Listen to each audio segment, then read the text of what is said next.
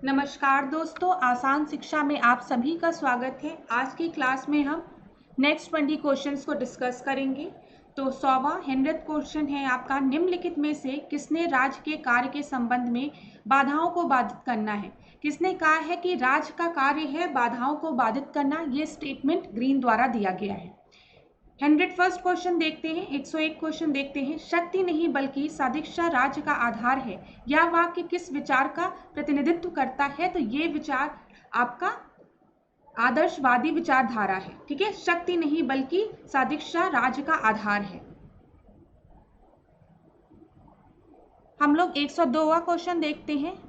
इसमें है आपका राजनीतिक कृतज्ञता। दिख रहा होगा आपको प्रश्न, राजनीतिक कृतज्ञता का सिद्धांत प्रतिपादित किया है। तो राजनीतिक कृतज्ञता को पॉलिटिकल ऑब्लिगेशन कहते हैं इंग्लिश में। ये सिद्धांत किसके द्वारा दिया गया है? ये सिद्धांत टी.एच. ग्रीन द्वारा दिया गया है। 103rd क्वेश्चन देखते हैं। इसमें दिया गया है कि संकल्पना की शक्ति राज का आधार है। ये किसके द्वारा दिया गया है? ये भी टी.एच. ग्रीन द्वारा दिया गया है। तो संकल्पना की शक्ति राज का आधार है, ये किसके द्वारा दिया गया है? ये ग्रीन द्वारा दिया गया है। चलिए 104th देखते हैं। किसने कहा है कि राज का आधार शक्ति नहीं इच्छा है? फिर वही रिपीटेड क्वेश्चन किसने बोला है? टी.एच. ग्रीन ने बोला है। देखिए कितने क्वेश्चंस आपके हर साल रिपीट होते हैं। 105th क्वेश्चन देखते हैं कि किसने कहा है इच्छा नहीं, इच्छा शक्ति नहीं राज का आधार है। किसने कहा है इच्छा शक्ति नहीं राज का आधार है? ये भी किसके द्वारा दिया गया है? टी.एच. ग्रीन द्वारा दिया गया है। एक ही तरीके का क्वेश्चन कई तरीके से आपके विभिन्न परीक्षाओं में पूछा जाता है।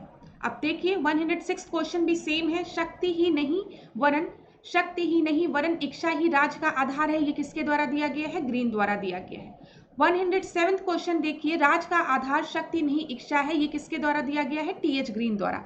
सेम क्वेश्चन कितनी बार पूछा गया है आपके विभिन्न परीक्षाओं में। अब देखिए आदर्शवाद है। आदर्शवाद आपके राज का समर्थन करता है। तो आदर्शवादी विचारक राज के समर्थक हैं। ठीक है, आदर्शवादी राज्य को नैतिक संस्था मानते हैं। यहाँ पे इसको हाईलाइट कर लीजिएगा। पीजीटी 2000 में ये क्वेश्चन पूछा गया है कि जो आदर्शवादी विचारक होते हैं वो राज्य को एक नैतिक संस्था मानते हैं और कहते हैं कि व्यक्ति के पूर्ण विकास के लिए राज्य का एक बहुत ही आवश्यक योगदान होता है। देखिए यहाँ लिखा है व्यक्ति के पूर्ण विकास के लिए राज्य की आवश्यकता होती है। अच्छा, आदर्शवाद में आदर्शवादी विचारक आपके कौन कौन से हैं? कांट है, हीगल है, ग्रीन है, ब्रेटले है और बोसांके आदि विचारक जो हैं वो आपके आदर्शवादी विचारक हैं। 109वां प्रश्न देखिए, यह कथन जो कहता है राज एक नैतिक संस्था है जो मनुष्य के पूर्ण नैतिक विकास के लिए अनिवार्य है, इनका आरोपण है किसके द्वारा ये चीज बोली जाती है? अभी हमने बताया है आदर्शवादी विचारक द्वारा ये बोला जाता है कि राज एक नैतिक संस्था है और मनुष्य के विकास के लिए राज्य का एक अहम रोल होता है। निम्न में से किस तत्व को प्लेटो ने अधिक महत्व नहीं दिया है? यहाँ पे देखिएगा, नहीं दिया है। किसको प्लेटो ने अधिक महत्व नहीं दिया है? उद्यमिता को, क्षुधा या उत्पादन को नहीं की बात की गई है। क्वेश्चन को ध्यान से देखिएगा।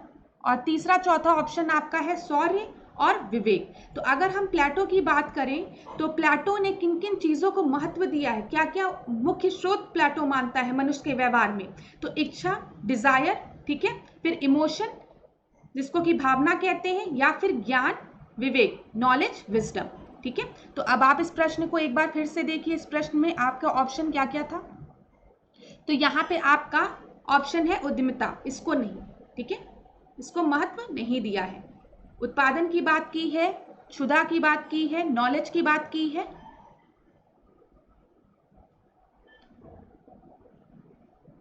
चलिए डिजायर की बात की है, विजडम जिसको कि हम कहते हैं, और इमोशन की बात की है। अब 111वां प्रश्न देखिए। 111वां प्रश्न क्या है? यह किसने कहा है कि राज व्यक्ति का बृहत स्वरूप है? ये स्टेटमेंट प्लेटो द्वारा दी गई है कि जो राज्य है वो व्यक्ति का बृहत स्वरूप है। ठीक है, फिर 112वां प्रश्न देखिए, एक आदर्श राज्य की जनसंख्या प्लेटो ने इतनी निर्धारित की है?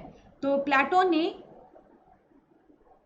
5040 तो 5040 व्यक्ति निर्धारित की है। ठीक है, 113वां प्रश्न देखिए, वुड्रो विल्सन के अनुसार कौन कार्य राज्य का ऐच्छिक कार्य है?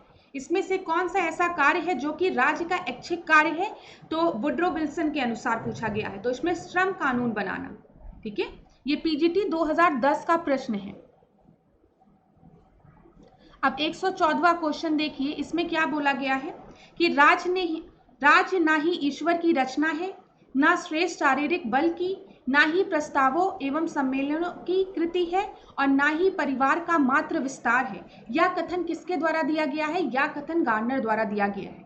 क्लास इस प्रश्न को इम्पोर्टेंट आप टिक लगा लीजिएगा। ये प्रश्न आपसे फिर पूछा जा सकता है, पीजीटी 2002 में इसको पूछा गया है कि राज्य ना ही ईश्वर की रचना है, ना ही ये श्रेष्ठ शारीरिक बल की रचना है, ना ही प्रस्तावों एवं सम्मेलनों की कृति है, और ना ही परिवार मात्र का विस्तार है। तो ये किसके द्वारा दिया गया है? गार्नर द्वारा दिया गया स्टेटमेंट है। अब 105th क्वेश्चन को हम लोग देखते हैं, 115th क्वेश्चन को हम लोग देखते हैं। इसमें क्या बोला गया है? मैकाइवर के अनुसार राज्य को निम्न में से कौन संबंधित कार्य नहीं करने चाहिए? ठीक है, कौन संबंधित कार्य नहीं करने चाहिए? जहां पे भी नहीं दिया रहता है उसको हाईलाइट कर लिया करिए। तो यहाँ पे राज्य का कार्य क्या नहीं है? साहित्य एवं कला पर नियंत्रण करना, ठीक है। तो यहाँ पे देखिए, मैकाइवर ने अपनी पुस्तक द वेब ऑफ गवर्नमेंट में लिखा है कि राज्य को कला, साहित्य, संस्कृति व धर्म के क्षेत्र में नियंत्रण संबंधित कार्य नहीं करने चाहिए। तो इस पॉइंट को हाईलाइट कर लीजिए, लिख लीजिए, पेपर में इससे फिर क्वेश्चन पूछे जाने की पूरी उम्मीद है। अब 116th क्वेश्चन देखते हैं, जो कि आपका थोड़ा गलत था। तो 117th क्वेश्चन हम देखते हैं। 117th क्वेश्चन क्या है? राज्य परिवारों और गांवों का संगठन है। राज्य परिवारों और गांवों का संगठन है जिसका उद्देश्य एक पूर्ण और आत्मनिर्भर जीवन प्रदान करना है। ये किस लेखक द्वारा लिखा गया है? ये अरस्तू द्वारा। तो देखिए, राज्य परिवारों और गांवों का संगठन है जिसका उद्देश्य एक पूर्ण और आत्मनिर्भर जीवन प्रदान करना है। ये किसके द्वारा दिया गया है? अरस्तू द्वारा। अच्छा, यहीं पे अन्य महत्वपूर्ण तथ्य भी देख लीजिए आप लोग। प्लेटो राज्य को एक ऐसा समुदाय बताता है जिसमें मनुष्य की प्रतिभाओं को निखारने का सर्वोत्तम मार्ग मिलता है, ठीक है, और राजनीति का उद्गम स्थान प्राचीन यूनानी माना जाता है। तो ये दोनों स्टेटमेंट आप अपने दिमाग में रखे रहिएगा। अब हम लोग 118th क्वेश्चन की तरफ मूव करते हैं। 118th क्वेश्चन आपका क्या है? राज्य परिवार, वही सेम प्रश्न देखिए आप। राज्य परिवारों तथा गांवों का एक समूह है जिसका लक्ष्य एक पूर्ण तथा आत्मनिर्भर जीवन की प्राप्ति है। यह कथन किसके द्वारा है? अरस्तू के द्वारा, अरिस्टोटल के द्वारा। 119 राज्य एक परिवार का विस्तार है। ये किसके द्वारा दिया गया है? ये अरिस्टोटल के द्वारा दिया गया है। चलिए, अब हम लोग 120 और लास्ट क्वेश्चन देखते हैं आज की क्लास का।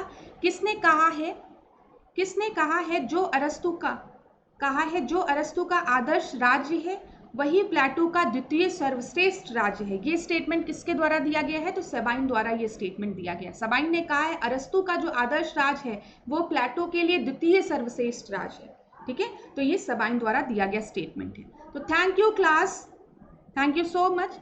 नेक्स्ट क्लास में हम फिर 20 इंपॉर्टेंट क्वेश्चंस को डिस्कस करेंगे।